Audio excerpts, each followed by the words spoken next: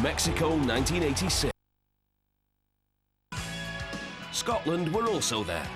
Despite the death of manager Jocks during their qualifying campaign, the squad had been galvanised by caretaker boss Alex Ferguson, who was determined to enjoy the experience.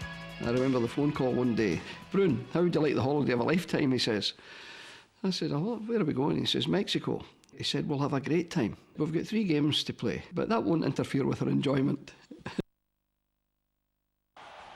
Things weren't looking much better for Fergie's Scotland. They'd also lost their opening game to World Cup new boys, Denmark. This is dangerous. Oh, Elkjær still in, and Elkjær scores for Denmark. Their next match was against the West Germans, who before the game were desperate to check on the fitness of the Scot that scared them the most. The Germans thought that Strachan was the key man. Well, Beckenbauer, the German manager, sent his assistant Bertie Volz to watch our training, and of course he couldn't get in. But the World Cup was sponsored by a drinks company. Bertie told us afterwards that he said, "I bribed one of the guys. I gave him a German shirt for his outfit so that I could disguise myself." He had the white apron on and went in with a hat and pretended he was setting up his stall, but all the time he was watching Scotland training.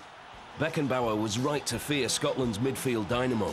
After just 18 minutes, Strachan drew first blood against the Germans. Here's Strachan. It was a goal which sparked one of the tournament's best remembered celebrations. We'd watched previous games on the television. We noticed that a lot of the players who scored goals were jumping over the hoarding boards. When I scored, I realised that the board was too high for me to leap across anyway. But after Strachan's opening goal, things went rapidly downhill for Scotland.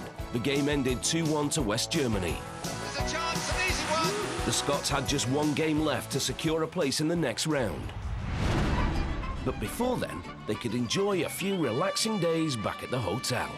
It's boring, it's dead boring being in the World Cup. You go to your room with your Spanish telly, it's no fun at all. It was a long, long time being in that hotel. There was 3 musicians. They were always there playing this Mexican music. It was driving me up the wall. One time no needing this. Just been beat again and no needing these 3 geezers trying to make me happy. For the home nations, the pressure was now on. First into action was Scotland in a game against the hard men of Uruguay. Away we go. The vital match then. Scotland have to win to qualify. It was a game that got off to an explosive start. Here's Strachan and bundled over the first free kick of the game. And he's sent off. What an astonishing start to the game.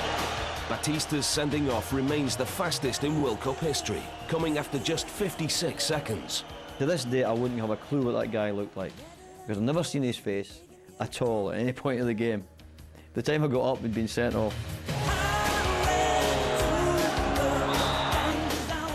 The sending off was the first in a series of shocking challenges by the South Americans. Oh, dearie me. Though just 1 goal would be enough to see them go through, after 90 frustrating minutes of missed chances. There he hits a screamer. The Scots were out. But a black day in Scottish football history. The match ended goalless, leaving the Tartan army wondering where it had all gone wrong. But we were just not good enough. Anybody thought about that? We're just not good enough. Everybody goes looking for answers, but sometimes you just aren't you? We're just not good enough. Anybody thought about that? We're just not good enough. Everybody goes looking for answers, but sometimes you just aren't you?